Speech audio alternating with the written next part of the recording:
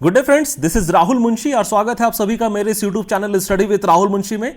आज हम लोग अपने इस वीडियो में बीएफएम को और आगे ले चलते हैं। देखते हैं आज का हमारा टॉपिक क्या है। Topics to be covered, asset and liability management. देखिए, अभी हम लोग मॉड्यूल डी में आ गए हैं। पहले हम लोग मॉड्यूल ए को कवर किए थे। मॉड्यूल ए का ऑलमोस्ट हम लोगों ने बहुत सारे टॉपिक्स को कवर कर चुके हैं। कुछ एक टॉपिक बचा हुआ उसको भी हम लोग कवर करेंगे। कुछ एक स्टूडेंट का रिक्वायरमेंट था कि मॉड्यूल डी को भी स्टार्ट किया जाए, क्योंकि मॉड्यूल डी भी एक बहुत बड़ा इंपैक्ट डालता है ये सीआईबी के एग्जाम पे, क्योंकि बहुत सारे क्वेश्चंस मॉड्यूल डी से आते हैं। तो हम लोग पैरेलली मॉड्यूल डी और मॉड्यूल ए को भी कवर करते चलेंगे, जो मॉड्यूल ए का पार्ट छूट गया है। आइए शुरुआत करते हैं और देखते हैं हम लोग क्या क्या कवर कर रहे हैं। डेफिनेशंस एंड ऑब्जेक्टिव, एएलएम जो होता है एसेट्स एंड लायबिलिटीज मैनेजमेंट, ये क्या डेफिनेशन है और इसका ऑब्जेक्टिव क्या है, क्यों ये इतना इंपॉर्टेंट है कि भाई मतलब इसको सीआईबी के लिए इतना इंपॉर्टेंस माना जाता है। एक्चुअली सीआईबी के लिए इतना इंपॉर्टेंस नहीं, केवल सीआईबी के लिए नहीं माना जाता है, पूरे बैंक के लिए बहुत इंपॉर्टेंस है। अगर ये अपना फंक्शन सही से नहीं कर रहा तो कोई भी बैंक सही से खड़ा नहीं हो पाएगा और वो बैंकरप्ट हो जाएगा, चाहे वो बैंक हो चाहे वो कंपनी हो। अगर वो एसेट्स और अपना लायबिलिटीज को सही से मैनेज नहीं कर पा रहे तो कोई भी फर्म या कोई भी बैंक सही से नहीं चल पाएगा। उसके बाद क्या है, components of the bank balance sheet. जो बैलेंस शीट बनता है, फाइनेंशियल स्टेटमेंट जो बनता है, वो उसका कंपोनेंट्स कौन कौन से होते हैं वो हम लोग एक बार जस्ट एक नज़र दौड़ाएंगे। उसके बाद हम लोग क्या कवर करेंगे, banks profit and loss account. जो हर कंपनी का जैसे प्रॉफिट एंड लॉस अकाउंट होता है ना, साल के एंड में normally profit and loss account बनता है। देखा जाता है कि क्या टोटल क्या प्रॉफिट रहा है उस कंपनी के लिए या उस बैंक के लिए, टोटल क्या लॉसेस रहे हैं। तो उसको भी हम लोग देखेंगे कि बैंक के केस में वो क्या होता है। उसके बाद हम लोग देखेंगे कि explanation of components of bank balance sheet. देखिए, जो बैलेंस शीट में एक पार्ट होता है लायबिलिटीज, एक पार्ट होता है एसेट्स। अगर बैलेंस शीट आप लोगों ने देखा है ना, तो इस तरफ हो गया लायबिलिटीज, इस तरफ हो गया एसेट। तो लायबिलिटीज में कौन कौन से पार्ट होते हैं और एसेट्स में कौन कौन से पार्ट होते हैं, ये सभी कंपोनेंट्स को हम लोग एक्सप्लेन करेंगे। एक बार जस्ट देखेंगे कि कौन कौन सा पार्ट्स कवर होते हैं इसमें, ठीक है। और आरबीआई गाइडलाइंस ऑन एएलएम, ये हम लोग कोशिश करेंगे हमारे अगले वीडियो में एक बार कवर करेंगे। तो आइए शुरुआत करते हैं और देखते हैं आज का हमारा पहला पॉइंट क्या है। पहला पॉइंट है एएलएम का डेफिनेशन। देखिए, एएलएम एसेट लायबिलिटी मैनेजमेंट। सबसे पहले तो मैंने आपको बताया कि एसेट एंड लायबिलिटीज, बैंक के टर्म में एसेट्स एंड लायबिलिटीज क्या होते हैं। एसेट्स लायबिलिटीज, एसेट्स वो होता है जो उस बैंक का अपना होता है, उसके लिए अर्निंग जनरेट करता है। लायबिलिटीज वो होता है जो उसका अपना नहीं होता है, वो किसी और का उसके पास में रखा हुआ है और वो वापस चला जाना है। तो एसेट्स कौन सा हो गया, जैसे एडवांसेस, लोन्स जो हम लोग देते हैं, बैंक्स जो लोन्स देती है वो उनका एसेट्स हो गया, क्योंकि ये लोन आप दूसरे को देते हो, उसके बाद में ये लोन आपको वापस मिलता है प्लस विथ इंटरेस्ट, तो ये एक तरह से एसेट हो गया। और जो लायबिलिटीज पार्ट होते हैं, वो लायबिलिटीज पार्ट क्या होती है, जो डिपॉजिटर्स होते हैं वो अपना डिपॉजिट ला करके आपके बैंक में डिपॉजिट करते हैं, और इस डिपॉजिट के अगेंस्ट में जब वो लोग कभी वापस डिपॉजिट को लेते हैं तो विथ इंटरेस्ट लेते हैं। तो इस तरह से ये जो डिपॉजिट है ये बैंक का अपना नहीं है, ये तो दूसरों का है ना। बैंक इसको केवल एक रख रहा है अपने पास में, बैंक एज अ ट्रस्टी काम करता है इन सभी पैसों के लिए, तो ये फिर वापस चला जाना विथ इंटरेस्ट। तो यही होता है एसेट्स एंड लायबिलिटीज। अगर bank in assets and liabilities को सही से मैनेज नहीं करेगा तो वो बैंकरप्ट हो जाएगा, वो नहीं चला पाएगा अपने आप को। तो डेफिनेशन क्या कहता है, ALM is the act of planning, ध्यान दीजिएगा, planning, acquiring and directing the flow of fund. यही होता है जो फ्लो ऑफ फंड। देखिए, फंड या तो फंड बैंक, ये मान लीजिए बैंक है, या तो बैंक के पास में फंड आना है या तो बैंक को फंड देना है। अगर यही चीज को सही से मैनेज नहीं किया गया तो बैंक बैंकरप्ट हो जाएगा, बैंक नहीं चल पाएगा। तो उसी चीज को यहां समझाया जा रहा है कि ये एक एक्ट है, planning, acquiring and directing the flow of fund through an organisation, and this organisation in the bank is called ALCO. इसको बोलते हैं अल्को। बैंक में ये अल्को होता है। अल्को क्या होता है, ALCO। अल्को हो गया एसेट्स, एल हो गया लायबिलिटीज, सी हो गया committee. Assets and liabilities committee, ये होता है अल्को। इसका पूरा का पूरा काम यही रहता है कि किस तरह से बैंक का जो फंड फ्लो हो रहा है, चाहे तो फंड आ रहा है चाहे तो फंड जा रहा है, इसको मैनेज करना है, इसको एक्वायर करना है, साथ में इसको डायरेक्ट करना है, ताकि बैंक को इसमें प्रॉफिट भी कमाना है और लॉस नहीं हो। दोनों बात का ध्यान देना है कि बैंक को प्रॉफिट कमाना है, साथ ही साथ लॉस नहीं होना है। दोनों अलग अलग चीजें होती हैं। अगर केवल प्रॉफिट कमा रहा है, मान लीजिए चलिए उसको प्रॉफिट कमा रहा, पता चला कि एक झटके में लॉस भी अच्छा खासा हो गया, तो पूरा का पूरा ये निकल गया प्रॉफिट, कुछ भी नहीं होगा। इसी के लिए प्रॉफिट कमाना है, साथ में लॉस नहीं होना है, ये दोनों बात पे उनको ध्यान देना है। तो अभी क्या है कि अल्को जो होता है, एसेट्स एंड लायबिलिटीज कमिटीज, इसको ध्यान दीजिएगा। अल्को के बारे में कभी कभी पूछा जाता है ऑब्जेक्टिव क्वेश्चन में सीआईबी का। तो ALCO of a bank is to be headed, उस अल्को को हेड कौन करता है? ALCO, assets and liabilities committees को हेड कौन करते हैं? या तो उस बैंक का CMD होंगे, या तो ED होंगे, या तो CEO होंगे। मतलब आप समझ सकते हो कि अगर CMD किसी कमिटी को हेड कर रहे हैं किसी बैंक का, तो उसका कितना इंपॉर्टेंस होगा, उस कमिटी का कितना इंपॉर्टेंस होगा उस बैंक में। ठीक है, तो देखिए नॉर्मली बहुत सारे ऐसे कमिटीज बनते हैं किसी भी ऑर्गेनाइजेशन में, लेकिन डिपेंड करता है कि उसका ग्रेविटी कितना है, कितना महत्वपूर्ण है वो कमिटी, वो पता चलता है उसका हेड कौन है। अगर मान लीजिए कोई कमिटी फॉर्म किया गया है, उसका हेड है जनरल मैनेजर, और कोई कमिटी फॉर्म किया गया है, उसका हेड है DMD, तो जाहिर सी बात है अगर DMD किसी कमिटी को हेड कर रहे हैं, इसका मतलब कि वो कमिटी बहुत पावरफुल है, वो बहुत बड़ा रोल प्ले करती है किसी भी ऑर्गेनाइजेशन के लिए। और जब जनरल मैनेजर किसी कमिटी को हेड कर रहे हैं, तो वो DMD का उस कमिटी के कंपैरिजन में थोड़ा सा उतना पावरफुल नहीं है। तो आपको यहां से पता चल रहा है कि अगर अल्को कमिटी को CMD या ED या CEO अगर हेड कर रहे हैं, मतलब कि वो कितना पावरफुल है, कितना मायने रखता है वो कमिटी उस बैंक के लिए। ऑब्जेक्टिव क्या है?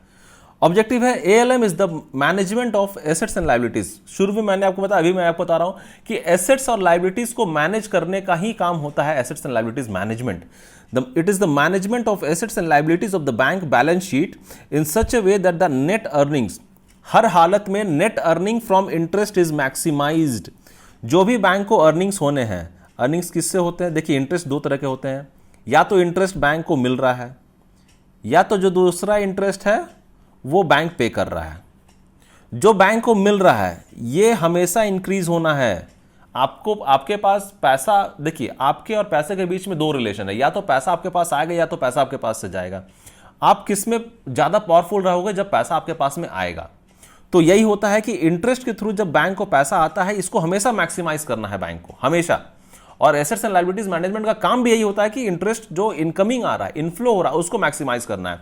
और साथ ही साथ उसके साथ ही साथ में क्या है, इंटरेस्ट में अंदर liquidity and interest rate risk, liquidity risk और इंटरेस्ट रेट रिस्क। देखिए कोई भी रिस्क हो, रिस्क को अगर हम लोग मिनिमाइज करके चल रहे हैं तो इसका मतलब कि हम अपना काम बखूबी अच्छे से निभा रहे हैं। लेकिन अगर हम रिस्क को मिनिमाइज नहीं कर पा रहे हैं, इसका मतलब कि हम पैसा तो कमा रहे हैं लेकिन विथ हाई रिस्क, मतलब कि किसी भी पल में हो सकता है मेरा सारा का सारा पैसा वैनिश हो जाए, उड़ जाए, खत्म हो जाए, तो मतलब नहीं बनता है। इसी के लिए अपने को रिस्क को हमेशा मिनिमाइज करते हुए चलना है। इंटरेस्ट तो अपने को मैक्सिमम करना है, यही होता है इसका रोल, कि इंटरेस्ट इनकम जो होता है उसको मैक्सिमाइज करना है, और जो रिस्क होते हैं रिस्क को मिनिमाइज करना है। ये अल्को मैनेजमेंट का काम होता है। It is a mandatory for all the bank to manage ALM efficiently. ये क्योंकि ये इतना महत्वपूर्ण है, इसी के लिए RBI ने इसको मैंडेटरी कर दिया है अपने गाइडलाइंस के अंदर में, जिसको सिंस अप्रैल 1 1999 से इसको मैंडेटरी कर दिया गया है। ठीक है, Therefore the main two objective of ALM, अभी हमने देखा कि अब दो मेन टू ऑब्जेक्टिव क्या है ALM का। एक तो हो गया कि maximum profitability and ensuring liquidity of the bank, मतलब कि आपको प्रॉफिटेबिलिटी तो मैक्सिमम करना ही है, साथ में हमेशा आपको जो उसका लिक्विडिटी होता है, लिक्विडिटी मैंने आपको बताया था ना, लिक्विडिटी बैंक के लिए क्या होता है कि वो उसको कितना जल्दी उसको लिक्विड फॉर्म में in the cash, in the sense कि उसको कैश में कन्वर्ट किया जा सकता है। अगर आपके पास में कोई ऐसा, आप सपोज कीजिए कि बैंक में बहुत सारे ऐसा चीज होते हैं, कैश होता है, कैश ऑलरेडी लिक्विड फॉर्म में होता है, या किसी कंपनी के आप जब बारे में बात करते हैं तो कंपनी के पास में जो कैश हो गया, बैंक बैलेंस हो गया, या आप स्टॉक भी मान के चलो, क्योंकि स्टॉक भी आप देखोगे कि आप उसको लिक्विड में कन्वर्ट, लेकिन उसका जो एसेट्स पार्ट होते हैं तो आप उसको तुरंत में लिक्विड में कन्वर्ट नहीं करा सकते हो, इसी के लिए वो कैश के कंपेरिजन में उतना लिक्विड नहीं होता है। तो यहां पर इसका कहने का मतलब यही है कि maximum profitability and ensuring liquidity of the bank, minimising mismatches between assets and liabilities. Assets और लायबिलिटीज के बीच में मिसमैच होना बिल्कुल नहीं चाहिए। जैसे मैंने आपको बताया था ना पहले भी हमारे वीडियो में, कि मान लीजिए कि एक बैंक है, ठीक है, इस बैंक के पास में 100 करोड़ कोई डिपॉजिट करके गया। अभी जाहिर से बात है वो डिपॉजिटर इस पर इंटरेस्ट भी बैंक से चार्ज करेगा। तो अभी बैंक को अगर इसको इंटरेस्ट देना है तो ये क्या करेगा, इस 100 करोड़ को ये किसी को लोन देगा। अभी लोन दे करके वो अपना इंटरेस्ट इससे प्लस में लाएगा, और जो इंटरेस्ट और ये डिपॉजिट उसको वापस कर देगा। तो अभी सपोज कीजिए कि ये डिपॉजिटर आया, ये 100 करोड़ अपना ला करके बैंक में बोला कि 5 ईयर्स के लिए मेरे को डिपॉजिट करना है। 5 ईयर के लिए बैंक इसको डिपॉजिट ले लिया, साथ ही साथ क्या किया, इसी 100 करोड़ को 5 ईयर्स के लिए किसी बंदे को लोन दे दिया। अभी 2 साल के बाद में ही ये डिपॉजिटर आता है उस बैंक के पास में कि मुझे सख्त पैसों की ज़रूरत है, आप एक काम करो, आप मेरा इस एफडी को ब्रेक कर दो और जो 500 करोड़ मैंने आपको दिया था वो मुझे वापस कर दो। अब बैंक तो फंस गया, क्योंकि ये बैंक ऑलरेडी किसी बंदे को लोन दे चुका है 5 ईयर्स के लिए या 10 ईयर्स के लिए। अब वो 500 करोड़ लाएगा कहाँ से? अगर वो लोन प्री मैच्योर उसको बैंक उसको बंद नहीं करा सकता है। तो बैंक को हमेशा ये चीज मेंटेन करके रखना है कि उसके पास में सफिशिएंट लिक्विडिटी रहे, और जो उसके पास में इनफ्लो हो रहा है और जो आउटफ्लो हो रहा है उसको हमेशा मैनेज करके चलना है। तो यहां पे मिसमैचेस बिटवीन एसेट्स एंड लायबिलिटीज नहीं होना चाहिए। अभी देखिए मैच्योरिंग एसेट्स जो होते हैं ना, maturing asset means inflow of fund. अभी मैच्योरिंग एसेट्स मतलब कि अभी अगर जैसे मैंने आपको बताया कि ये बैंक है, बैंक किसी को लोन दिया हुआ है, लोन अगर मैच्योर करने वाला है, इसका मतलब कि मान लीजिए कि वो 100 रुपीज का लोन दिया हुआ था, 10 ईयर्स के लिए दिया हुआ था, 10 ईयर्स उसका कंप्लीट होने वाला है, तो जाहिर सा बात है ये 100 रुपीज प्लस जो 10 ईयर्स का इंटरेस्ट था वो बैंक को मिलने वाला है। इसका मतलब कि बैंक के लिए इनफ्लो हो रहा है फंड का। लेकिन अगर हम लोग जब लाइबिलिटी का बात करते हैं, मतलब कि कोई डिपॉजिटर है, वो 100 रुपीज बैंक के पास में रखा हुआ है 10 ईयर्स के लिए, अभी 10 ईयर्स उसका कंप्लीट होने वाला है, वो डिपॉजिटर आएगा और आकर के अपना ये 10 रुपीज प्लस इसका इंटरेस्ट लेके जाएगा बैंक से। तो इसका मतलब कि जब लाइबिलिटीज जब मेच्योर करता है तो वो आउटफ्लो होता है बैंक के लिए, और जब एसेट्स जब मेच्योर करता है वो इनफ्लो होता है बैंक के लिए। ठीक है, तो ये बताया गया है, मींस फ्लो ऑफ फंड जब कभी कोई एसेट्स मैच्योर कर रहा है और जब कोई लायबिलिटी मैच्योर कर रहा है तो वो आउटफ्लो होता है फंड बैंक के लिए। आगे देखते हैं, आगे है मेजरिंग इफेक्टिवनेस ऑफ एएलएम। अभी एएलएम कितना इफेक्टिवनेस है उसको मेजर करने के लिए RBI has suggested 3 parameters. RBI देखिए, आरबीआई हमेशा मतलब आरबीआई की कोशिश यही रहती है कि हर एक पॉइंट में जहां पर भी प्रॉब्लम हो सकता है आने से पहले उसको रोका जाए। बहुत मुश्किल है उसको रोकना, लेकिन कोशिश उसकी वही रहती है। तो इसी के लिए 3 पैरामीटर्स आरबीआई ने इसको डिफाइन किया है, सजेस्ट किए हैं, जिससे यह पता लगाया जा सकता है कि एएलएम कितना इफेक्टिव है। That impact of effectiveness of managing ALM which indicates maximum profitability. अपना काम ही एएलएम का ये है कि भाई किसी भी ऑर्गेनाइजेशन के लिए उसका प्रॉफिट को मैक्सिमम किया जाए। तो पहला वो सजेस्टेड जो 3 सजेस्टेड पैरामीटर्स हैं, उसका पहला पैरामीटर क्या है? NII, net interest income. ठीक है, अभी देखिए इसको याद रखिएगा, नेट इंटरेस्ट इनकम में से अभी नेट को भूल जाइए। इंटरेस्ट इनकम, जैसे मैंने आपको बताया कि इंटरेस्ट 2 तरह के होते हैं, या तो वो इंटरेस्ट बैंक को मिल रहा है या तो वो इंटरेस्ट बैंक किसी को दे रहा है। अगर वो कोई डिपॉजिटर है, कोई अपना डिपॉजिट कराया हुआ है तो बैंक उसको इंटरेस्ट देगा, और कोई बैंक से लोन लिया हुआ है तो बैंक उससे इनकम रिकवर करेगा। तो यहां पर एनआईआई इंटरेस्ट इनकम यही होता है कि देखिए interest income minus interest expenses. Interest income कौन सा हुआ कि आपने किसी को लोन दिया है, लोन के अगेंस्ट में वो आपको इंटरेस्ट दे रहा है, तो वो हो गया इंटरेस्ट इनकम। कोई बंदा आकर के आपके पास में डिपॉजिट जमा करा गया है, 500 करोड़ आपके पास में जमा करा गया है, तो आपको उसके लिए इंटरेस्ट उसको देना पड़ेगा, वो हो गया आपका इंटरेस्ट एक्सपेंसेस। तो इंटरेस्ट इनकम हमेशा ज्यादा होना चाहिए इंटरेस्ट एक्सपेंसेस से कंपेरिजन में, नहीं तो वो बैंक नहीं चलेगा। जब तक वो अपना नुकसान सह पाएगा सहेगा, उसके बाद बैंकरप्ट हो जाएगा। इसी के लिए इंटरेस्ट इनकम हमेशा ज्यादा होना है इंटरेस्ट एक्सपेंसेस से कंपैरिजन में। आपके पास सपोज कीजिए कि आप किसी बैंक में काम कर रहे हैं, आप किसी ऑर्गेनाइजेशन में काम कर रहे हो, आपको महीने का 1 लाख रुपया मिल रहा है, ठीक है, आप उसके हिसाब से आप खर्चा कर रहे हो, 40,000 रुपीज महीने में आपका खर्च हो जा रहा है। तो आप 1 लाख आपको मिल रहा है तभी तो आप 40,000 खर्च कर रहे हो। अभी सपोज कीजिए कि आपको जो मिल रहा है वो 1 लाख रुपए ही मिल रहा है, लेकिन आप जो खर्च कर रहे हो वो 1.5K कर रहे हो, तो आप तभी तक इसको खर्च कर पाओगे जब तक कि आपके पास में वो जो सरप्लस पड़ा हुआ है जिससे आप इस 0.5K को या 0.50K को आप हर मंथ इसको एडजस्ट कर पा रहे हो। इसी के लिए कभी भी जो इनकमिंग आता है, जो इंटरेस्ट आ रहा है, जो इनकम आ रहा है, वो ज्यादा होना है जो एक्सपेंसेस जा रहा है उसके कंपेरिजन में। ठीक है, तो नेट अब यहीं पर आता है। इस दोनों को जब आप माइनस कर देंगे, आपको 100 रुपया मिल रहा है, आप उसमें से 40 रुपीज हटा दे रहे हो, तो 100 माइनस 40 इज इक्वल्स टू 60।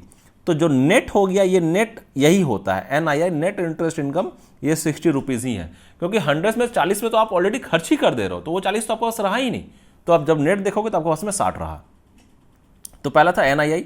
दूसरा एनआईएम, नेट इंटरेस्ट मार्जिन। अभी नेट इंटरेस्ट मार्जिन आपका लिंक्ड होता है एनआईआई से ही, तो एनआईएम आपको निकालने के लिए आपको एनआईआई निकालना होगा, और एनआईआई बहुत ईजी है। नेट इंटरेस्ट जो आपका इंटरेस्ट इनकम जो आ रहा है उससे आपको इंटरेस्ट एक्सपेंसेस को हटा देना है, वो आपका नेट इंटरेस्ट इनकम आ गया। अभी नेट इंटरेस्ट मार्जिन के लिए क्या है कि आपको नेट इंटरेस्ट इनकम में 100 मल्टीप्लाई कर देना है। ये आपका नेट इंटरेस्ट इनकम हो गया, इसमें आप 100 मल्टीप्लाई कर दीजिए और फिर आप उसको डिवाइड कर दीजिए एवरेज टोटल एसेट्स से। ध्यान दीजिएगा, एवरेज टोटल एसेट से ध्यान देना, टोटल एसेट से नहीं। फिर से देखते हैं एनआईएम को, net interest margin is equals to NII, net interest income जो हम लोग यहां पर देखें, into 100 divided by average total asset. This also known as, और इसको स्प्रेड भी कहा जाता है, इसको स्प्रेड भी कहा जाता है। ध्यान दीजिएगा, एनआईएम जो है उसको स्प्रेड भी कहा जाता है। Is denoted in terms of percentage, higher the spread higher is the profitability. जितना ज्यादा स्प्रेड रहेगा उतना ही ज्यादा उस बैंक के लिए या उस ऑर्गेनाइजेशन के लिए प्रॉफिट रहेगा। तो इसी के लिए एनआईएम जो नेट इंटरेस्ट मार्जिन है वो ज्यादा रहना है अगर बैंक को प्रॉफिट लाना है तो।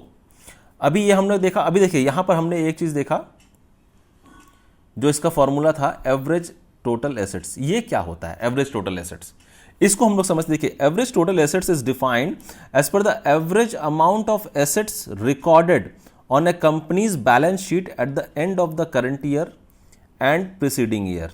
मतलब कि अभी मान लीजिए जो करंट ईयर अभी आपका जो चल रहा है, ठीक है, अभी जो आपका करंट ईयर चल रहा है, मान लीजिए 21-22 चल रहा है, इसका इस 21-22 का जो भी आपका टोटल एसेट्स है, टोटल एसेट्स जो रिकॉर्ड किया गया वो, प्लस जो आपका प्रीसीडिंग ईयर है, प्रीसीडिंग ईयर जो पहले साल था 20 और 21, इसका जो लास्ट में जो टोटल एसेट्स जो बैलेंस शीट पे जो डिफाइन किया गया है, इस दोनों ही टोटल एसेट्स को प्लस करके आपको डिवाइड कर देना है 2 से। ये निकल जाएगा आपका एवरेज टोटल एसेट, क्योंकि हमने इस फॉर्मूला में देखा है कि यहां पर जिक्र हुआ है एवरेज टोटल एसेट का। तो एवरेज टोटल एसेट यही होता है कि aggregate of assets at end of the current year, जो करंट ईयर चल रहा है 21-22, इसका जो एग्रीगेट एसेट्स होता है एंड में, और जो aggregate assets of the end of the preceding year, जो 20 और 21 के जो प्रीसीडिंग ईयर का जो लास्ट में था, इस दोनों को प्लस करके आपको 2 से डिवाइड कर देना। ये आ जाएगा आपका एवरेज टोटल एसेट्स, और उसमें उसके ऊपर में आपको रख देना एनआईआई, इसको 100 से मल्टीप्लाई कर देना। ये होता है NIM, net interest margin. 2 cases हमने देखा, एनआईआई, एनआईएम। तीसरा क्या है, EER, economic equity ratio. Economic equity ratio, देखिए जहां पर भी ये वर्ड आपको दिखने में ना इक्विटी, आप दिमाग में थोड़ा सा बैठा लीजिएगा कि हो ना हो यहां पर शेयर या शेयर होल्डर से कुछ ना कुछ यहां पर रिलेशंस रहेगा, होता है। आप कहीं पर भी आप कोई फॉर्मूला भी देख लो तो वहां पर आपको दिखेगा। तो economic equity ratio share holders fund into 100 divided by total assets. यहां टोटल एसेट्स है उस कंपनी का या उस बैंक का जितना भी एसेट्स है वो उसका टोटल एसेट्स होता है, ठीक है। तो सिंपल सा फॉर्मूला है कि जितना भी शेयर होल्डर्स फंड है, अभी शेयर होल्डर फंड, अभी सपोज कीजिए कि पूरी कोई कंपनी है, उसका वैल्यू है 100 रुपीज, पूरा का पूरा वैल्यू 100 रुपीज है। उसने आईपीओ इशू किया है और आईपीओ इशू करने के बाद में शेयर्स इशू किए हैं और इस कंपनी का पेड अप शेयर कैपिटल आप मान लीजिए 30 रुपीज है। इसका मतलब कि ये 30 रुपीज जो है ये शेयर के फॉर्म में, ये शेयर होल्डर का पैसा है। शेयर होल्डर जब चाहे इस पैसे को निकाल सकता है। आप लोग भी कभी शेयर परचेस किए होगे ना, तो आप जब चाहो शेयर को बेच सकते हो। आप उसको बेचोगे तो आपको वो रिटर्न मिलेगा जो भी एज पर द मार्केट चल रहा है, तो आपको मिल तो जाएगा पैसा। तो ये पैसा आपको मिल गया, ये क्यों? तो उस केस में क्या होता है, अभी 100 रुपीज मान लीजिए उसका पूरा वैल्यू है, कहीं पर अपना इन्वेस्टमेंट किए हुए, सारा का सारा शेयर होल्डर एक दिन पैसा निकाल लिया अपना 30 रुपीज, तो अब इस कंपनी का वैल्यू क्या रह गया, 70 रुपीज। इसके ऊपर में कितना सारा लाइबिलिटीज बढ़ जाएगा। तो यही होता है इकोनॉमिक इक्विटी रेशियो।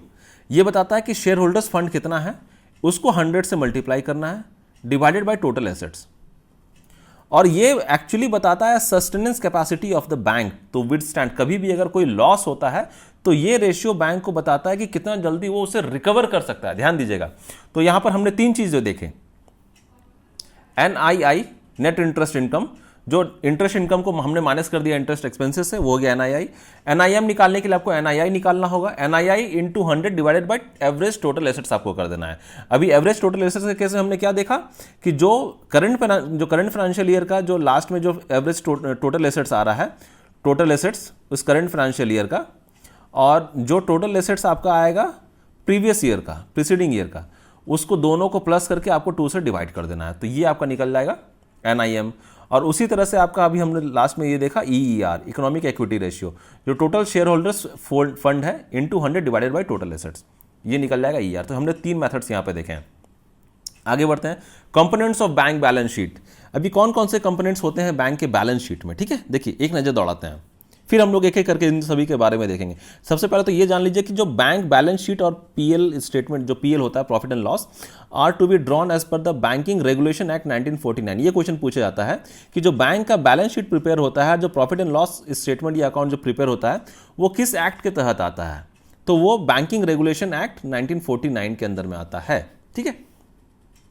तो अभी ये साथ मैंने आपको पहले बताया था कि लेफ्ट हैंड साइड में लाइबिलिटीज होते हैं और राइट हैंड साइड में एसेट्स होते हैं, इसको बोलते हैं ला, ठीक है, आप याद रख सकते हैं, ला, अल नहीं, ला, ला, तो ला का एल इधर पहले आएगा, ए इधर बाद में आएगा, तो ये ला, एल ए, ला। अभी लाइबिलिटी साइड में जो सोर्सेस है वो क्या हमने होते हैं, कैपिटल, हमने देखा, देखिए लाइबिलिटीज वो होते हैं जो बैंक के एक्चुअली में नहीं होते हैं, या उसे ऑर्गेनाइजेशन की बात करें तो उनके नहीं होते हैं, ये उनको वापस देना होता है, वो किसी और का सामान है, वो किसी और का पैसा, वो किसी और का पूंजी है। तो इसी तरह से ये कैपिटल एक होता है, दूसरा होता है रिजर्व्स एंड सरप्लस, तीसरा होता है डिपॉजिट्स, क्योंकि देखिए इन सभी चीज़ों के बारे में हम लोग ये जान रहे हैं कि ये बैंक से वापस चले जाने हैं, ये बैंक का एक्चुअली में अपना खुद का नहीं है। बोरोइंग्स, जिससे बैंक ने बोरो कर रखा है, अदर लाइबिलिटीज एंड प्रोविजंस, किसी तरह का अगर कोई दूसरा लाइबिलिटी है या एनपीए अकाउंट में सपोज कीजिए कि प्रोविजनिंग किया कर रखा है, अकाउंट एनपीए होता है, तो उस केस में ये पैसा ही नहीं है, उनके पास से चला जाना है। या हो सकता है इनकम टैक्स के लिए जो एम्प्लॉयज़ लोगों के जो सैलरीज होते हैं उनके इनकम टैक्स के लिए कुछ प्रोविजनिंग कर रखा हुआ है, तो ये सभी पैसे बैंक से चले जाने हैं, तो इसी के लिए इसको लाइबिलिटीज़ में डाला जाता है। दूसरे साइड्स क्या है, एसेट्स। एसेट्स में क्या आता है, cash in hand and with RBI. अभी बैंक के पास जो अपना जो कैश इन हैंड है वो बैंक का अपना पैसा, प्लस आरबीआई के पास सपोज कीजिए कि सीआरआर के फॉर्म में उसने जमा कर रखा है, जो कैश रिजर्व रेशियो हम लोग जानते हैं, वो बैंक का अपना पैसा है, वो बैंक का खुद का पैसा है, तो वो बैंक के लिए एसेट हो गया। Balance with other banks money at call and at short notice. अभी किसी दूसरे बैंक को एक बैंक ने पैसा दे रखा है। अभी देखिए यहाँ पर हमने दो पॉइंट देखा, एक तो कॉल और एक शॉर्ट नोटिस। तो कॉल के केस में हम लोगों ने देखा कि जब कभी कोई किसी को कोई उधार या बोरिंग दिया जाता है, वो 1 डे के लिए, एक दिन के लिए दिया जाता है, तो वो हम लोग कॉल मनी उसको बोलते हैं। जब नोटिस मनी होता है तो नोटिस मनी के केस में क्या होता है, 2 डेज से लेकर के 14 डेज तक किया जाता है। और जब हम लोग टर्म मनी देखते हैं, टर्म मनी सबसे बड़ा होता है। टर्म मनी के केस में क्या होता है कि अब 14 डेज से ज़्यादा जितने दिन के लिए भी अगर दिया गया है तो उसको टर्म मनी देखते हैं। नोटिस मनी 2 दिन से लेकर 14 दिन तक, और कॉल मनी 1 दिन के लिए।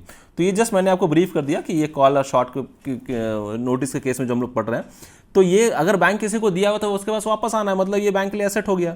उसके बाद इन्वेस्टमेंट, बैंक ने कहीं इन्वेस्टमेंट कर रखा है, किसी म्यूचुअल फंड में इन्वेस्टमेंट करके रखा है, कहीं ट्रेड मार्केट में उसने इन्वेस्ट करके रखा है, कहीं फॉरेक्स करेंसी में इन्वेस्ट करके रखा है, तो ये बैंक का अपना खुद का पैसा वापस आना है। एडवांसेस जो बैंक ने लोन दिया वापस आना है। फिक्स्ड एसेट्स जो बैंक का अपना पैसा, प्लस अदर एसेट्स जो बैंक के लिए अपना खुद का एसेट्स है, ठीक है। अभी हम लोग ये देखते हैं कि यहाँ पर एक और पॉइंट मेंशन किया गया है, ये हमने देखा 1 2 3 4 5, यहाँ पर 6 7 8 9 10 11 तक। यहाँ पर एक नंबर 12 हम लोग क्या देख रहे हैं, इसको बोलते हैं कंटिजेंट लाइबिलिटी। मतलब देखिए ये तो लाइबिलिटी का फॉर्म है कि मतलब बैंक का खुद का नहीं है, बैंक को उसको पेमेंट करना है। अभी कंटिजेंट का मतलब क्या होता है, हो सकता है ऐसा हो भी, हो सकता है ऐसा नहीं भी हो। एग्जाम्पल क्या हो सकता है इसका, मतलब कि बैंक को पता नहीं है कि इस पर कुछ बैंक को लायबिलिटी कुछ नुकसान होना है, लेकिन अगर वैसा कुछ सिचुएशन अराइज हुआ तो बैंक को पेमेंट करना पड़ेगा और बैंक के लिए नुकसान हो जाएगा। मान लीजिए बैंक गारंटी, बीजी होता है ना, बैंक गारंटी। बैंक गारंटी के केस में क्या होता है कि बैंक जो होता है वो गारंटी देता है, किसी भी कंपनी को गारंटी देता है कि आप इनके साथ में, जिसके साथ में आपको डील करना है आप करो। ये हमारा पार्टी है ए, आपको इनके साथ में डील करना है करो। ये सी है जिसको ये बोल रहा है। ये दोनों के बीच का अगर कुछ कहीं पर कोई डील ब्रेक होता है या किसी का कोई पेमेंट का कुछ होता है, अगर ध्यान दीजिएगा, अगर ऐसा कुछ होता है तो बैंक इसका रेस्पॉन्सिबिलिटी और गारंटी देता है, रेस्पॉन्सिबिलिटी लेता है कि ठीक है उसको मैं बियर करूंगा। तो ये होता है बैंक गारंटी। मतलब कि जिस टाइम पे ये डील हो रहा है उस टाइम पे एक्चुअली में ऐसा कोई भी चीज नहीं है जो बता रहा है कि इन दोनों के बीच में ये कॉन्ट्रैक्ट ब्रीच होगा, लेकिन हो भी सकता है, इसी के लिए बैंक यहाँ गारंटी देता है। अगर हो गया तो बैंक नुकसान में आ गया, अगर नहीं हुआ तो सब कुछ ठीक है, बैंक को वहां पर कमीशन मिल गया, ठीक है। तो ये होता है कंटिजेंट लायबिलिटी। ये क्या होता है, जैसे मैंने बताया ना कि issuance of LC, guarantee and acceptance on behalf of its customers, it accepted by bank and also liabilities on account of claim against bank. तो बेसिक सा फंडा यही है कि जब भी इस टाइप का कोई कॉन्ट्रैक्ट में कोई दो पार्टी इन्वॉल्व हो रहा है, ए और बी, और बीच में बैंक ऐसा है जो इसको गारंटी दे रहा है कि आप लोग इन्वॉल्व हो, कुछ होने से मैं इसको देखूंगा, क्योंकि बैंक को यहाँ पे कमीशन मिल रहा है। तो और बैंक इसको करने से पहले हर एक चीज़ सुनिश्चित कर लेता है कि यहाँ पर भाई इसको नुकसान नहीं हो, हर केस में इसको प्रॉफिट ही हो, वर्स्ट केस में इसका सेम टू सेम वही रह जाए। लेकिन एक्चुअली में ऐसा होता नहीं है। कहीं पर भी अगर कोई मान लीजिए कोई इन्वोक हो गया, कोई बैंक गारंटी दिया गया, वो इन्वोक हो गया, तो बैंक को अच्छा खासा नुकसान हो जाता है वहाँ पर, क्योंकि बैंक इज लायबल टू पे, ठीक है, क्योंकि बैंक ने गारंटी दिया है। उसके बाद हम लोग देखते हैं, उसके बाद क्या है, banks profit and loss statement. ये हमने बैंक का बैलेंस शीट देखा ऊपर में, अभी हम लोग देखते हैं बैंक का profit and loss statement. This is preferably called income and expenditure. जाहिर सी बात है, प्रॉफिट एंड लॉस में एक्चुअली हम लोग वही देख रहे हैं ना कि देखिए प्रॉफिट कहां से आ रहा है, जो हमारा इनकम आता है, और लॉस कहां हो रहा है, जिसको हम लोग एक्सपेंड कर रहे हैं, एक्सपेंडिचर से होता है। तो इसको एक तरह से इनकम एंड एक्सपेंडिचर स्टेटमेंट भी कहते हैं। तो इस तरफ हो गया इनकम, इस तरफ हो गया एक्सपेंडिचर। अभी इनकम के अंदर में क्या क्या आ रहा है, इंटरेस्ट इनकम। भाई लोन दिया है बैंक ने, बैंक को वो लोन मिलना है, लेकिन जब तक लोन पूरी चुकता नहीं हो रहा तो इंटरेस्ट तो आ रहा है बैंक को, तो इंटरेस्ट इनकम बैंक का अपना पैसा हुआ, वो इनकम हो रहा है। अदर इनकम भी बैंक कमाता है। कभी किसी तरह का मान लीजिए कोई कमीशन हो गया, कोई एक्सचेंज रेट में अगर कोई कमीशन बैंक कमा लिया, कहीं पे कोई ब्रोकरेज बैंक कमा लिया, तो एक तरह से सब बैंक का इनकम ही हो रहा है। उसके बाद यहाँ पर एक एक्स्ट्रा ऑर्डिनरी इनकम भी डिफाइन किया गया है। एक्स्ट्रा ऑर्डिनरी इनकम क्या होता है कि जब भी कभी कोई बैंक क्रॉस सेलिंग करता है, ठीक है, has clarified that the income generated from cross selling, देखिए, ठीक है, that is referral business like mutual fund या डीमेट ट्रेडिंग एक्सेट्रा में कहीं पर अगर वो इन्वेस्ट कर रहा है, किसी को रेफर कर रहा है, उसके थ्रू अगर उसको इंटरेस्ट इनकम मिल रहा है, तो वो बैंक के लिए इनकम हो गया। एक्सपेंडिचर क्या क्या हो गया, इंटरेस्ट एक्सपेंसेस। भाई डिपॉजिटर ने अपना पैसा लाके फिक्स डिपॉजिट में लगा रखा है 5 साल के लिए, तो जब वो डिपॉजिट दे रहा है तो ठीक है भाई, अगर सपोज कीजिए कि वो क्वार्टरली अपना एक पीरियड डिफाइन कर दिया है कि आपको मेरे को क्वार्टरली इसका इंटरेस्ट देना पड़ेगा, या कोई आरडी अकाउंट है उसके अगेंस्ट में, मतलब किसी भी तरह अगर नहीं भी है, सेविंग अकाउंट भी है, तो कम से कम 3.5% बैंक उनको इंटरेस्ट दे रहा है। तो ये जो एक्सपेंडिचर हो गया, ये बैंक के लिए इंटरेस्ट एक्सपेंसेस, ये एक एक्सपेंडिचर हो गया। ऑपरेटिंग एक्सपेंसेस, किसी भी तरह का कोई ऑपरेटिंग एक्सपेंसेस हो रहा है, कुछ भी दूसरा काम बैंक कर रहा है, किसी को डोनेशन देना है, किसी का लाइसेंस फी है, बैंक अपना 100 तरह का इलेक्ट्रिसिटी बिल है, या कुछ भी ऑपरेटिंग एक्सपेंसेस, वो सभी का सभी एक्सपेंडिचर के अंदर में आता है। तो ये हमने देखा प्रॉफिट एंड लॉस अकाउंट जो बैंक का, एक तरफ इनकम, दूसरा तरफ एक्सपेंडिचर, ठीक है। प्लस यहाँ पर हमने देखा कि किस तरह से एक्स्ट्रा ऑर्डिनरी एक्सपेंसेस में कौन कौन सी चीज़ें, जैसे बैंक अगर रेफरल्स में कभी अगर काम कर रही है, रेफरल्स इन द सेंस कि अगर कभी वो म्यूचुअल फंड में अगर बिजनेस इन्वेस्ट कर रही है या डीमेट ट्रेडिंग कर रही हैं, तो इनसे जो इनकम होता है उसको बोलते हैं एक्स्ट्रा ऑर्डिनरी इनकम, ठीक है। नेक्स्ट देखते हैं, नेक्स्ट क्या है, ये तो सेम टू सेम वही चीज़ जो मैंने आपको बताया। अब हम लोग देखते हैं एक एक करके उन सभी कंपोनेंट्स को समझते हैं कि भाई वो क्या होता है। जो हमने देखा ना अभी शुरुआत से, अभी हमने देखा कि लाइबिलिटीज़ वाला पार्ट जब हमने देखा, तो देखिए लाइबिलिटीज़ वाला पार्ट हमने यहाँ पर देखा। लाइबिलिटीज़ वाले पार्ट में हमने देखा कि यहाँ पर कैपिटल है, रिजर्व्स एंड सरप्लस है, डिपॉजिट्स है, बोरोइंग्स है, अदर लाइबिलिटीज़ है। तो इन सभी चीज़ों को भी हम लोग एक एक करके देखते हैं कि ये एक्चुअली में क्या होते हैं, और काफ़ी मतलब थोड़ा सा डीप इन डेप्थ हो करके थोड़ा सा समझने की कोशिश करते हैं। कैपिटल क्या होता है, it represents the owner's stake. जो ओनर होता है ना, वो अपना एक पूंजी लगाएगा। कैपिटल को इसी के लिए पूंजी कहा जाता है, ठीक है, कैपिटल को पूंजी कहा जाता है। पूंजी का मतलब कि कभी अगर कोई इंसान है जो कोई अपना बिजनेस खड़ा करने जा रहा है, तो जाहिर सी बात है उस बिजनेस को खड़ा करने के लिए सबसे पहले उसको पूंजी लगाना पड़ता है। ये नहीं बोलते हैं कि बॉस मेरा बिजनेस जो भी लगाने जा रहे हैं वो 50 लाख का है, लेकिन मेरे पास में 50 लाख नहीं है, मेरे पास तो भी 20 लाख है। तो ये 20 लाख रुपए इनिशियल इन्वेस्टमेंट कर देता है, उसके बाद अपने किसी रिलेटिव से, बैंक से या कहीं से और बाकी 30 लाख का इंतजाम करता है।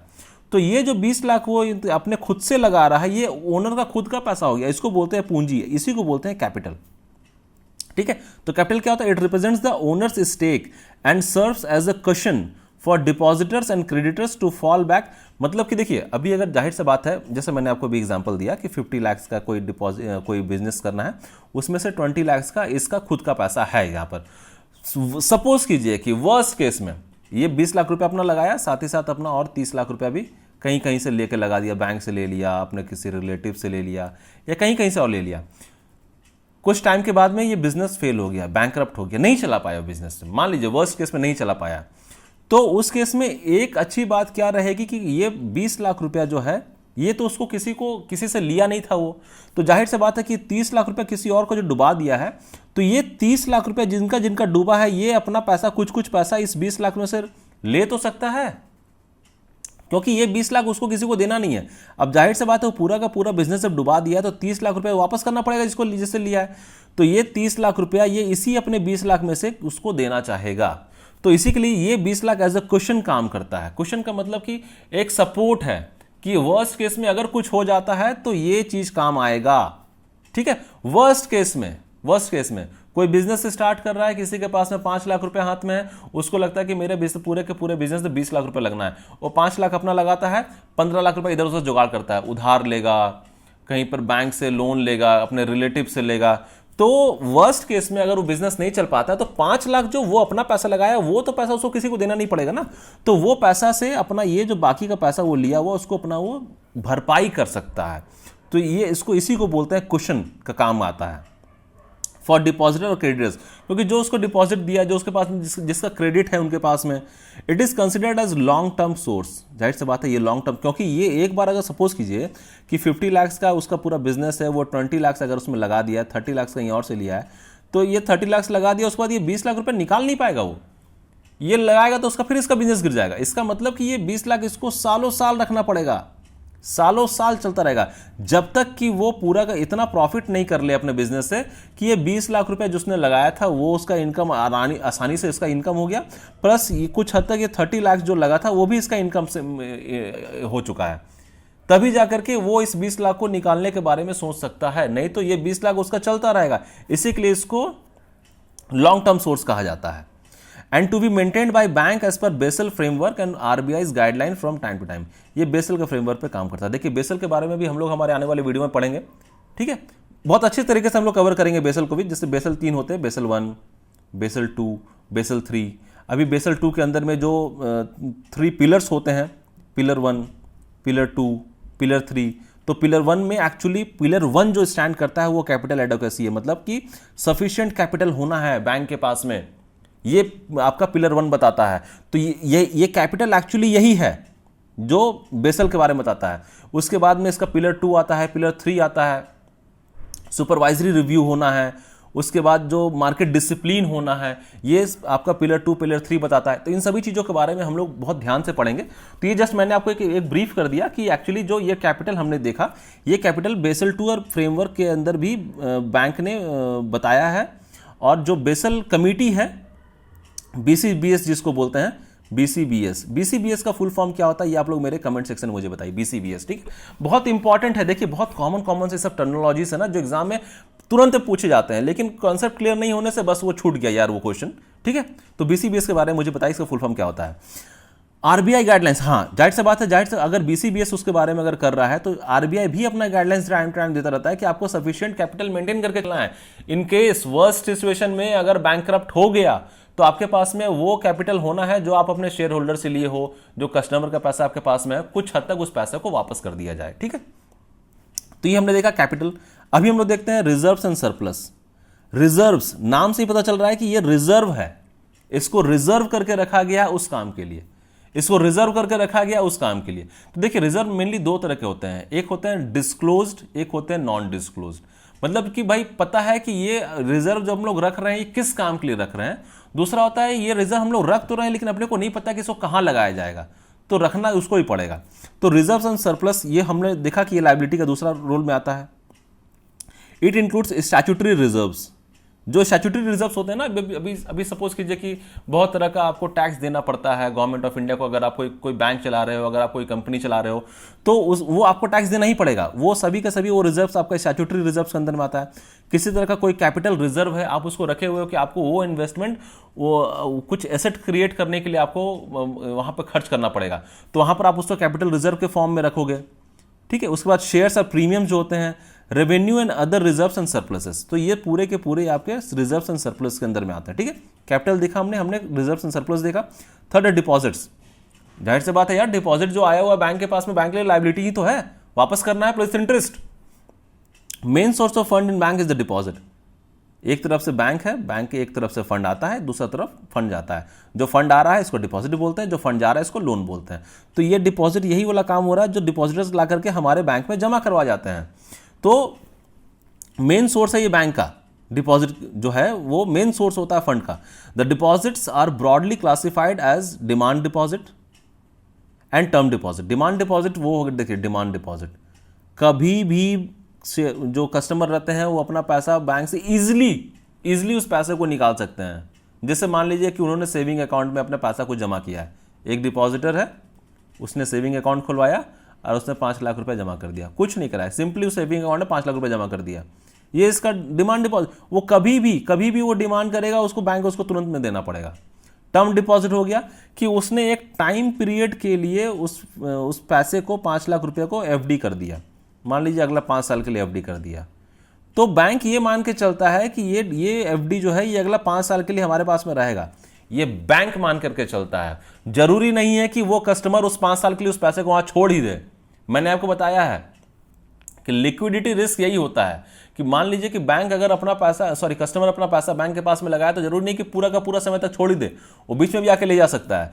तो एक्चुअली ये वो तो कुछ और टॉपिक मैंने आपको बताया था, लेकिन यहाँ पर एक्चुअली में यहाँ पर भी इसी चीज़ से रिलेटेड है कि जो डिमांड डिपॉजिट और टर्म डिपॉजिट होते हैं यही होते हैं ये डिपॉजिट जो मेन सोर्स ऑफ फंड होते हैं किसी बैंक के लिए। ठीक है, आगे बढ़ते हैं। आगे है बोरोइंग्स, जो किसी तरह का अगर कोई उधार बैंक ने ले रखा है, या तो आरबीआई से ले रखा है या किसी दूसरे कमर्शियल बैंक से ले रखा है या कोई फाइनेंशियल इंस्टीट्यूशन से जैसे आईडीबीआई से, एक्सिम बैंक से या नबार्ड से किसी तरह का उधार ले रखा है, तो बैंक के लिए लाइबिलिटी उनको वापस करना है। और अदर लाइबिलिटीज एंड प्रोविजंस क्या होते हैं? अदर लाइबिलिटीज जैसे बैंक ने कोई डीडी इशू किया है, डिमांड ड्राफ्ट इशू किया है, तो डिमांड ड्राफ्ट इशू किया तो जाहिर सी बात है वो डिमांड ड्राफ्ट जब कभी प्रेजेंट होगा किसी भी उसके बैंक ब्रांचेस में, उसको पे करना पड़ेगा बैंक को। तो उसके लिए तो लाइबिलिटी हुआ ना कि भाई डिमांड ड्राफ्ट तो बैंक ने इशू कर दिया, अब वो बंदा अपना डिमांड ड्राफ्ट लेके कहीं भी घूम रहा है, जिस दिन वो बैंक में प्रेजेंट करेगा टाइम पीरियड के अंदर में नहीं होने से डीडी स्टेल करेगा, फिर इसको री इशू करवाएगा, तो बैंक के लिए लाइबिलिटी हुआ, क्योंकि बैंक को उस डिमांड ड्राफ्ट के अगेंस्ट में पे करना पड़ता है। जैसे रुपया, जो रुपया हम लोग यूज करते हैं, मैं धारक को 500 रुपया देने का मैं धारक को 500 रुपया अदा करने का वचन देता हूं, तो ये एक तरह से भाई आपके ऊपर में ये ऑब्लिगेशन है कि आपको देना पड़ेगा। इसी तरह से जब डीडी इशू हुआ है तो बैंक उनको राइट देता है कि ये डीडी आप जब भी कभी हमारे ब्रांचेस में प्रेजेंट करोगे, आपको इसके अगेंस्ट में फंड ट्रांसफर होना है या आपको पैसा लेना, आपको मिल जाएगा वो, तो बैंक के लिए लाइबिलिटी हुआ। ट्रैवलर्स चेक या टीटी टेलीग्राफिक ट्रांसफर, जब हम लोग फॉरेन करेंसी के फॉर्म में देखते हैं, कभी अगर कहीं से कोई ट्रैवलर चेक इशू कर दिया गया है, वो जब कभी कहीं प्रेजेंट होगा, उसके अगेंस्ट में जब कोई पेमेंट लेगा तो बैंक को उसके लिए पेमेंट करना पड़ेगा, तो वो बैंक के लिए लाइबिलिटी है।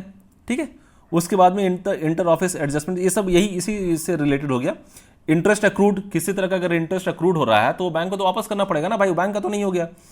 Other like the provision of income tax, अगर मान लीजिए कि स्टाफ लोगों को सैलरी दिया जा रहा है, उसका इनकम टैक्स अलग से कहीं पर उसको प्रोविजनिंग करके रखा गया है, तो ये पैसा बैंक का तो नहीं है, ये इसको इनकम टैक्स डिपार्टमेंट को भेजना पड़ेगा, बैंक के एंड से जाएगा। तो इस तरह ये तो एक प्रोविजनिंग का केस हो गया। अभी एनपीए का केस में मान लीजिए एनपीए अगर अकाउंट होता है तो एक प्रोविजनिंग होता है उसमें, ये हम लोग एनपीए का केस में हम लोग अच्छे से पढ़ेंगे कि प्रोविजनिंग क्या एक्चुअली होता है। देखिए, जब भी कभी कोई अकाउंट एनपीए होता है ना, एनपीए होता है, हम लोग क्या जानते हैं कि भाई 90 दिन तक अगर कोई इंटरेस्ट नहीं आ रहा है उस अकाउंट में, लोन वाले अकाउंट में, ये अगर ये तो उस केस में हम लोग उस अकाउंट को एनपीए बोलते हैं, या तो इसको हम लोग सब स्टैंडर्ड बोलते हैं। और उसके पहले जब वो रहता है तो वो स्टैंडर्ड अकाउंट्स होते हैं। स्टैंडर्ड अकाउंट्स भी 3 तरह के होते हैं, वो या तो SMA 1 होंगे। स्टैंडर्ड अकाउंट जो होते हैं वो 3 तरह के होते हैं, SMA 1, SMA 2 और SMA 3। ये 1 होते हैं कि भाई कोई लोन अगर दिया गया है और लोन का पीरियड मान लीजिए कि 31 मई तक है, उसको लोन का EMI आना है। ठीक है, 31 मई तक लोन का EMI आना है। अभी 31 मई को लोन का EMI नहीं आया तो क्या होगा कि ठीक 1 जून से लेकर के वो पूरे उस 30 जून तक, 1 जून से लेकर के 30 जून तक ये SMA 1 में चलेगा, SMA 1 में रहेगा। फिर जाकर के 31वां दिन से लेकर के 60वां दिन तक ये SMA 2 में रहेगा। ठीक है, उसके बाद 61 दिन से लेकर के 90 दिन तक ये SMA 0, SMA 1, SMA 2 होता है। SMA 0, SMA 1 और SMA 2 ठीक है, मैंने गलती से SMA1, SMA2, SMA3 बोल दिया। SMA0, SMA1, SMA2 होता है। तो इसी तरह से अगर वही 91 डे में जब नहीं आता है तो फिर जो अकाउंट है वो एनपीए हो जाता है। ये जस्ट मैंने आपको एक छोटा सा ब्रीफ दिया है प्रोविजनिंग का केस में कि भाई किस तरह से एनपीए होता है, फिर हम लोग उससे अगेंस्ट में प्रोविजनिंग करते हैं। तो हम लोग प्रोविजनिंग का केस में भी पढ़ेंगे कि प्रोविजनिंग एक्चुअली किस रेट ऑफ इंटरेस्ट पे हम लोग प्रोविजन को साइड करके रखते हैं, और सिक्योर्ड लोन के केस में क्या प्रोविजनिंग किया जाता है, नॉन सिक्योर्ड के केस में क्या प्रोविजनिंग किया जाता है। ठीक है, इन सभी को हम लोग देखेंगे। तो वो उसको थोड़ा इग्नोर कीजिएगा, वो SMA0 होते हैं। ठीक है, SMA0, SMA1 और SMA2 होते हैं। ये होते हैं 1 डे से लेकर के 30 डेज तक। SMA2 होते हैं 31 से लेकर 60 तक, और SMA1 और SMA2 होते हैं 61 डे से लेकर के 90 डेज तक। ठीक है, तो ये हमने देखा कि लाइबिलिटीज और प्रोविजनिंग का केस में। अब हम लोग थोड़ा और आगे बढ़ते हैं। आगे क्या है, अब हम लोग आते हैं एसेट्स में। ठीक है, अब हम लोग components of bank balance sheet का, लेकिन एसेट वाले फॉर्म में, जो हमारा राइट हैंड साइड में रहता है। लेफ्ट हैंड साइड वाला लाइबिलिटीज होता है जो हमने देख लिया, राइट हैंड साइड वाला एसेट्स होता है जो भी हम लोग देख रहे हैं। Cash and bank balance with RBI. अभी आरबीआई के पास में अगर कुछ बैलेंस रखा हुआ है या बैंक का खुद का कुछ कैश है, वो बैंक का अपना पैसा है, तो वो बैंक के लिए एसेट्स हो जाता है। अभी दूसरा क्या है, balance with RBI and other banks. जो आरबीआई के पास में या तो बैलेंस रखा हुआ है या तो दूसरे बैंक के पास में रखा हुआ है, या फिर टर्म डिपॉजिट्स है, टीडीज विथ अदर बैंक्स, और कोई किसी तरह का कॉल मनी हो गया, जैसे मैंने आपको थोड़ी देर पहले बताया था ना कि कॉल मनी हो गया, या फिर नोटिस मनी हो गया, या फिर टर्म मनी हो गया। तो अगर ये बैंक ने किसी दूसरे बैंक को दे रखा है, भाई किसी दूसरे बैंक को भी जरूरत पड़ता है तो एक दूसरे बैंक से लेता है ना, तो वो दे रखा, तो वो बैंक का खुद का पैसा है, वो बैंक को वापस मिलना है, तो इसी के लिए वो भी पार्ट आ जाता है बैंक के एसेट्स में। उसके बाद में इन्वेस्टमेंट, जो बैंक ने अपना इन्वेस्टमेंट कर रखा है, हो सकता है किसी तरह का ट्रेजरी बिल में इन्वेस्ट कर रखा है, किसी तरह का सर्टिफिकेट ऑफ डिपॉजिट में इन्वेस्ट कर रखा है। ठीक है, किसी तरह का शेयर में, बॉन्ड्स में, डिबेंचर्स में, कहीं पर भी इन्वेस्ट कर रखा है, तो वो बैंक ने इन्वेस्टमेंट किया है, वो पैसा बैंक को वापस मिलना है, तो वो बैंक के एसेट्स हो गया। तो हमने देखा कैश जो बैंक के पास में हुआ, या फिर बैलेंस विद आरबीआई, या किसी तरह का call money, short money, notice money bank ने दूसरे को दिया हुआ है, वो उसका एसेट हो गया। इन्वेस्टमेंट जो बैंक ने किया वो उसका एसेट्स हो गया। किसी तरह का एडवांसेस, लोन्स जो बैंक ने दिया हुआ है, वो तो बैंक लोन को फिर वापस आना है ना। अगर एनपीए हो गया तो अलग बात है, लेकिन अगर वो स्टैंडर्ड अकाउंट रहा और वो वापस आया तो बैंक के वापस आना है, तो वो बैंक के लिए एसेट्स बन जाता है। ठीक है, उसके बाद क्या है, उसके बाद है अब हमारा क्विक रिविजन। अब हम लोग देखेंगे कि एक बार रिवीजन कर लेते हैं कि हमने क्या क्या चीज़ों को कवर किया। स्टार्टिंग से सबसे पहले हमने देखा एएलएम का डेफिनेशन, एएलएम का डिफाइन किस तरह से एएलएम को डिफाइन किया था। एएलएम बेसिकली वही होता है कि आपका एसेट्स और लायबिलिटीज़ को जब मेंटेन किया जाता है, जब उसको मैनेज किया जाता है सही तरीके से, वही होता है एएलएम, एसेट्स एंड लायबिलिटीज़ का जो मैनेजिंग होता है। ये act of planning, acquiring and directing होता है फंड फ्लो को, जो बैंक के पास में जो फंड आ रहे हैं। और ये जो एक ऑर्गेनाइजेशन होता है बैंक के अंदर में, अल्को जिसको बोलते हैं, यही इसको एक तरह से हैंडल करता है। एंड जो अल्को होता है, अल्को हेडेड बाय सीएमडी, या तो ईडी या तो सीईओ से। उसका ऑब्जेक्टिव हमने देखा कि बेसिकली उसका ऑब्जेक्टिव वही होता है कि बॉस जो अर्निंग्स होना है, नेट अर्निंग्स होना है इंटरेस्ट से, उसको मैक्सिमाइज करना है, और जो रिस्क होता है, चाहे लिक्विडिटी रिस्क हो चाहे इंटरेस्ट रेट रिस्क हो, उसको मिनिमाइज करना है। ये एलएम का काम होता है।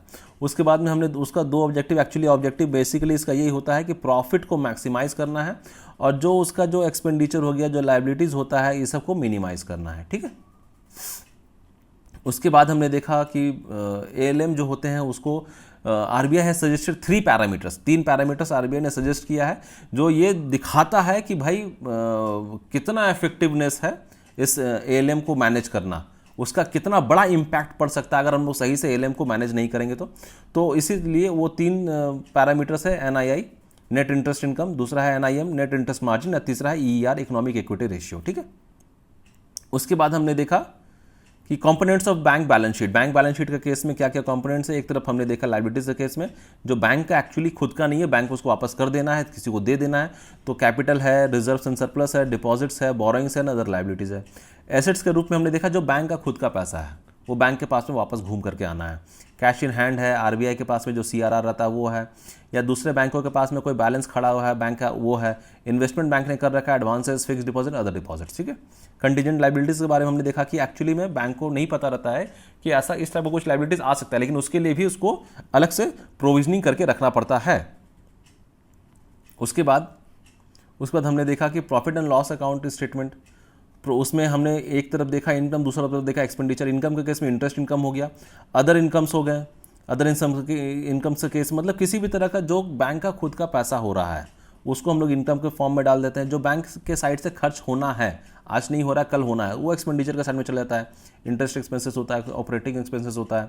उसके बाद में हमने देखा इसका एक एक करके कंपोनेंट्स, जो लाइबिलिटीज़ का एक एक कंपोनेंट्स हमने देखा। कैपिटल देखा हमने क्या होता है, कैपिटल जो पूंजी हमने देखा। Reserves and surplus, deposits, borrowings, ये सभी वो चीज़ है जो बैंक को वापस कर देने, बैंक को दे देने, तो बैंक का खुद का नहीं है ये, इसी के लिए बैंक के लिए ये लाइबिलिटीज़ होते हैं। उसके बाद हमने देखा बैंक का एसेट्स।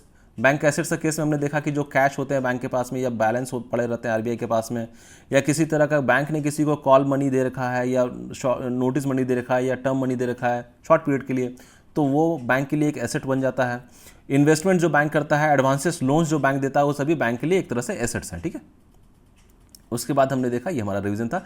तो ये हमने एलएम का स्टार्टिंग एक मॉड्यूल डी का यूनिट 20 को हमने कवर किया। हम लोग आने वाले भी वीडियो में हमारे मॉड्यूल डी को भी बहुत अच्छे से कवर करेंगे, एनपीओ वगैरह। सॉरी, मैंने वहाँ पर आपको थोड़ा सा गलत बताया था कि जो एसएमए 1 2 3, एक्चुअली 1 2 3 नहीं होता है, काइंडली उसको इग्नोर कीजिएगा। एसएमए 0 1 2 होता है, 1 डे से लेकर 30 डेज तक, 31 से लेकर 60 डेज तक, 61 से लेकर 90 डेज तक वैसे में टूथ में रहता है, ठीक है। तो अगर आपको मेरा ये वीडियो अच्छा लगा हो तो प्लीज़ मेरे वीडियो को लाइक कीजिए, मेरे channel study with Rahul Munshi को सब्सक्राइब कीजिए, ज़्यादा से ज़्यादा इस वीडियो को शेयर कीजिए अपने कलीग्स में, अपने फ्रेंड्स में जो सीआईबी के लिए प्रिपरेशन कर रहे हैं, या कोई अगर कोई बेसिक से अगर नॉलेज भी लेना चाहते हैं तो इन सभी वीडियो से उनको ऐसे भी नॉलेज मिल सकता है।